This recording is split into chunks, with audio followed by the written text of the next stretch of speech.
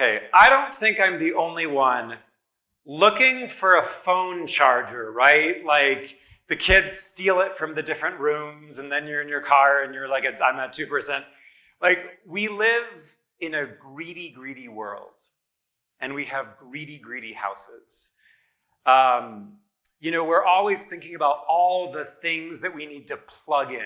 You move into a new house and you're like, where are the outlets? Like how, and then there are the powers. I mean, this is your world, Mike. I helped a friend move, and I was impressed because it's an older home, but they updated the outlets quite nicely. There were like 6 in each room. Of course, who knows what's behind the walls, which is actually the theme. I mean, as you know, this is what you do. Like on the front end, it looks fine, but behind the walls, it's all sorts of a mess. And this is the metaphor that I'm going to be working with, because when it comes to power, I'm trying to avoid like the Forever Jared, even though Forever Jared is cool. Never know where to stand. I can't move any farther. So similarly, can you pull up the wheel when it's ready? Similarly with us, we are always thinking about all the things we need to do. We're thinking about all the demands on our energy. We're thinking about, just makes you tired thinking about it,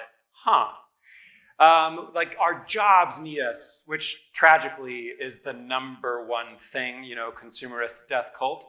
I listened to a really interesting podcast about cultural differences. It was called The Weirdest People in the World.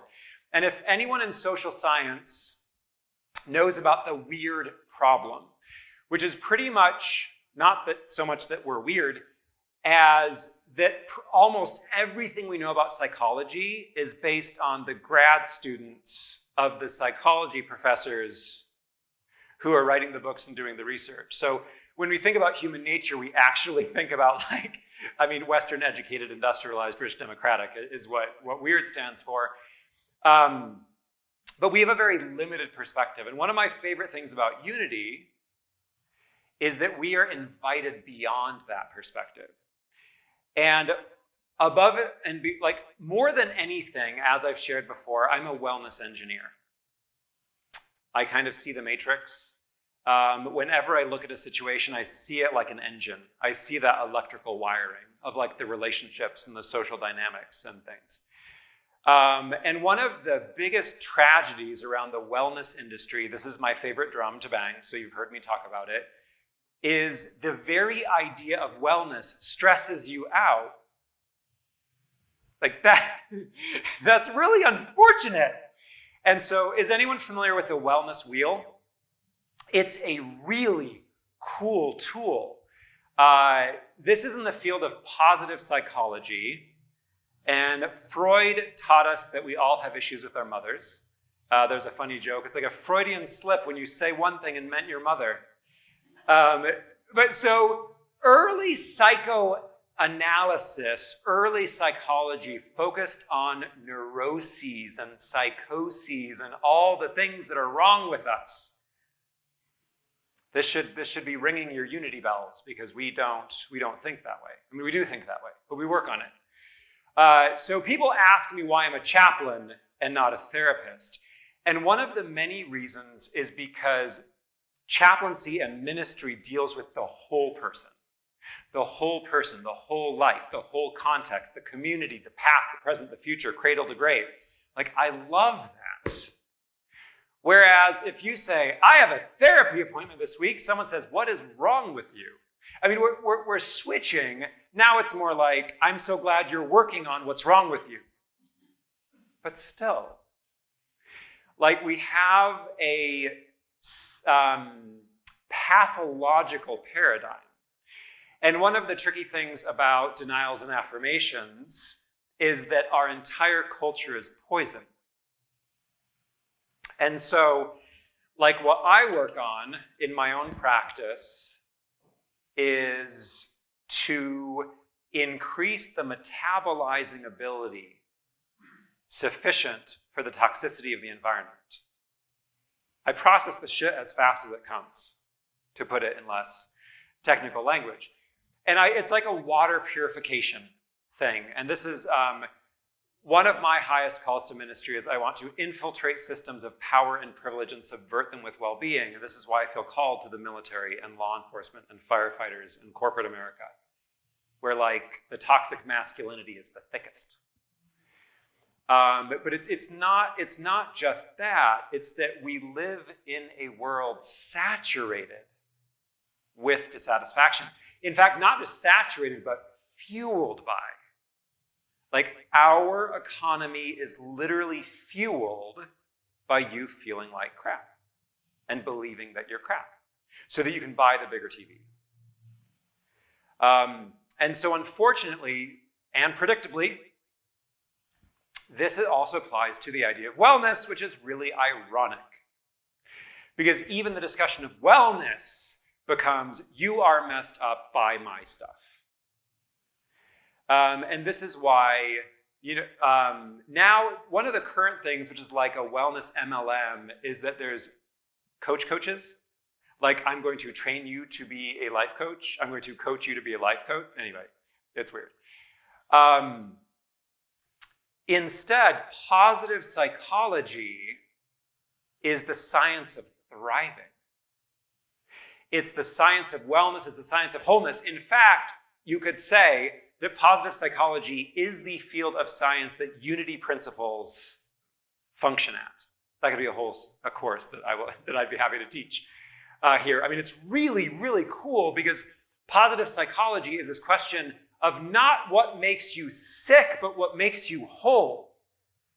And why unity was so ahead of its time. I mean, I love teaching people that unity was a 19th century response to the medical field of the time and religion of the time.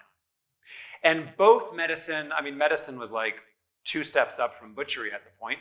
And mental health isn't much better these days. It's getting better and better, but mental health is quite young. And I love the fact that unity was so ahead of its time.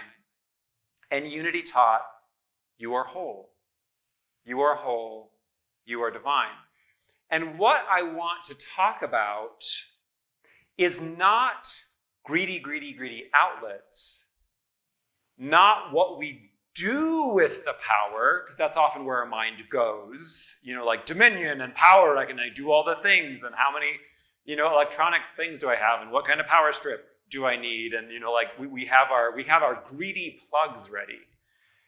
Is I want to think about, what do you plug in to?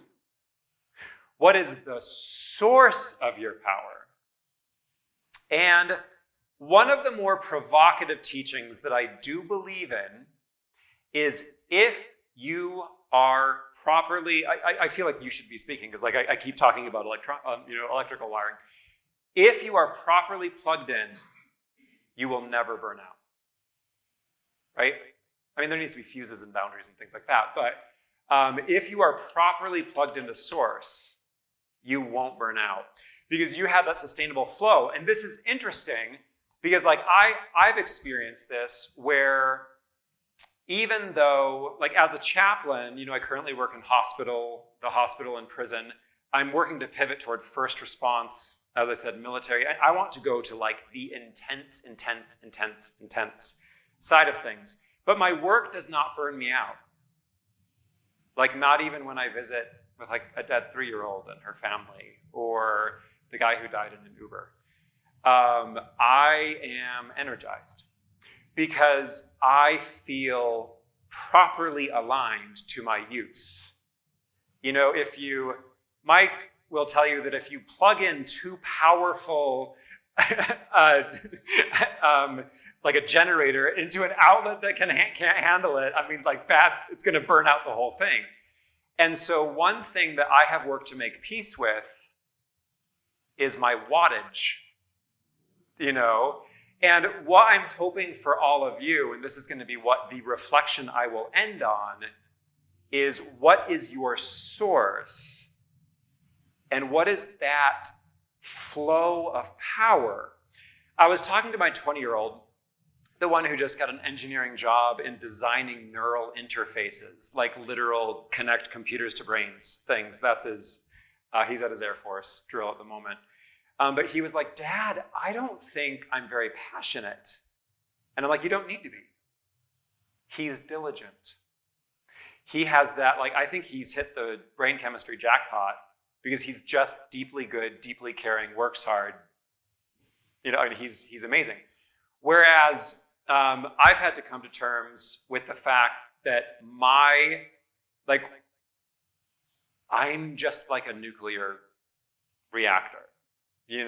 My source, it's just this sense of inner inevitability that isn't the most comfortable thing. And if it's not all lined up, it kind of Chernobyls everything. But I've made peace with that.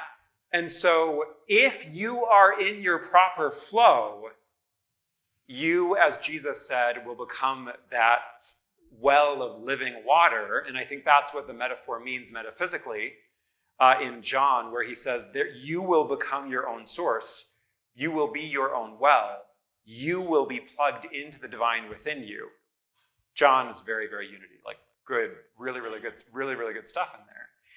And one of the radical, gentle denials that we have to practice is you don't need to be a CEO or a nuclear reactor. You might be a windmill or a pinwheel, or whatever you are is just right. And one of the most difficult things is to make peace. I mean, I've had to make peace with my muchness. You only see me once a month, and you can tell. It's really just all this congregation handle. I'm just kidding. But again, when we're plugged into our power, we will find that peace and that flow, and we will be able to go basically forever in a sustainable way. So I want to look at this wheel together because the normal wellness wheel talks about all the different types of wellness. And I have made 2 changes. They're the nouns. So there's physical wellness, emotional wellness, relational wellness, spiritual wellness, intellectual wellness, and vocational wellness. And that's normal in the wellness wheel. But the changes that I made are one, environment, because your wellness depends largely on the environment of which you are a part. One disturbing insight I had recently is that the emphasis on individual responsibility is a corporate conspiracy. I don't think I had that tidbit when I spoke last. So for example, energy companies will be like, turn off your lights and recycle and things like that. Whereas on their end, they are dumping millions of barrels of crude oil into the Gulf of Mexico. Nothing we do as individuals can compete with corporate destruction of the earth. Now, we as individuals, it makes all the difference in the world, the way that we live and the way that we are aligned. But one of the releases that we need to engage in our culture is that we are part of systems. The current culture in the United States is hyper-individualistic. It's all your fault. It's all your responsibility. And of course, in unity, I have said before that I think unity is a beautiful antidote to current consumerist culture. We are hyper-individualistic. And if you interview people in other parts of the world, they will talk about their relationships. They will talk about their connections. They'll talk about their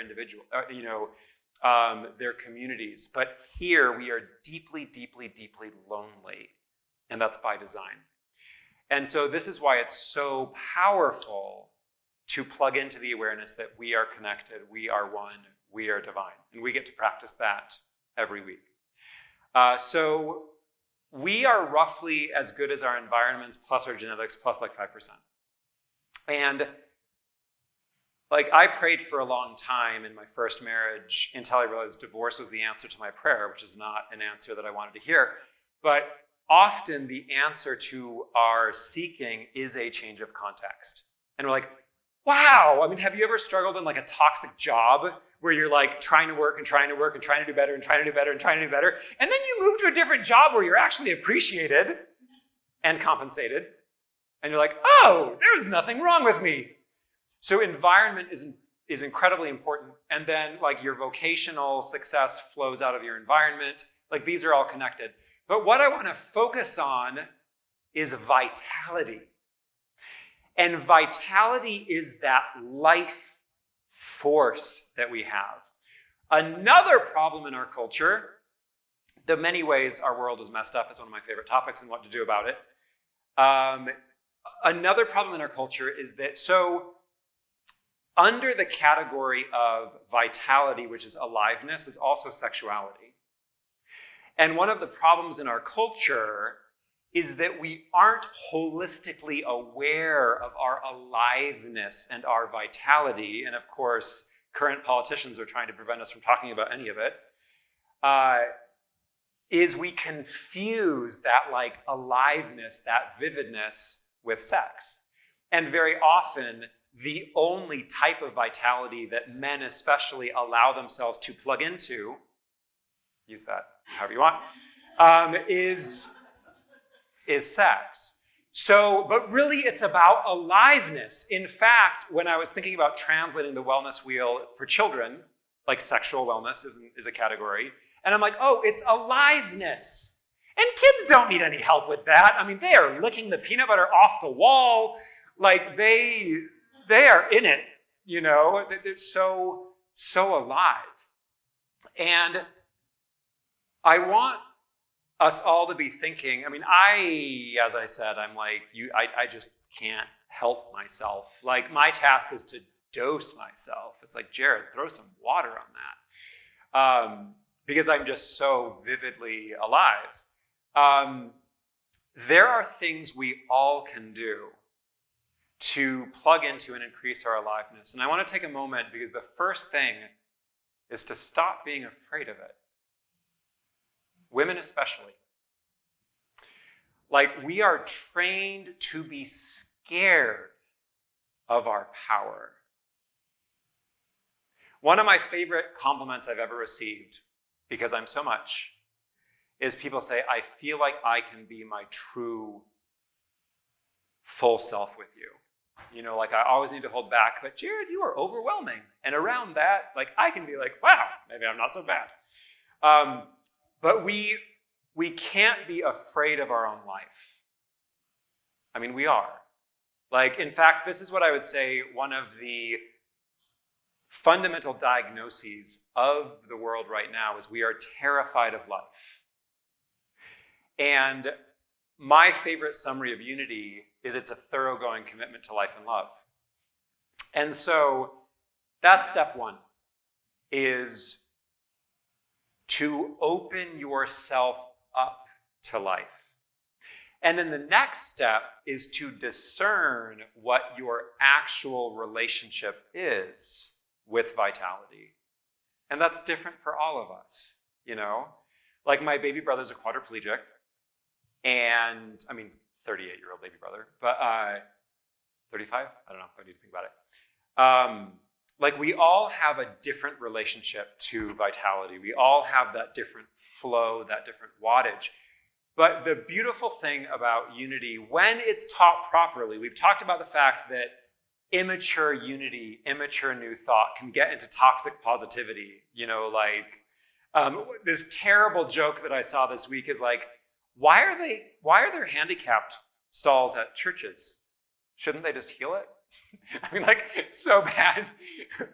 But I think the healthy, responsible way to practice unity, teaching of wholeness, is what is your maximum output? What is the maximum flow of life and love that your body can currently stand?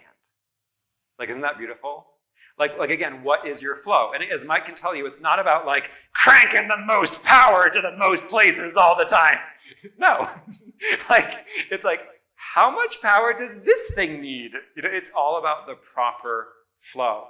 And this is part of radical self-love, is loving exactly what you are. You don't want a nuclear reactor in your living room.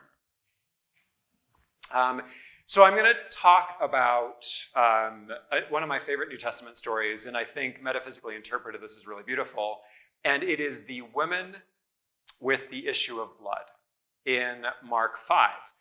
And so this is a really great unity metaphor. So as most of us know, this woman spent all of her life savings. She had probably some hemorrhagic issue related to her uterus, probably, because there's like the 12-year-old, then there's the old woman, and there's a parallel there. And so this woman has this bleeding issue that is related to the fact she's a woman. Like it's clear in the narrative, and she, like, no doctor can help her because men have not cared about women the entirety of human history. Well, there's goddess worship, but that's a topic another time.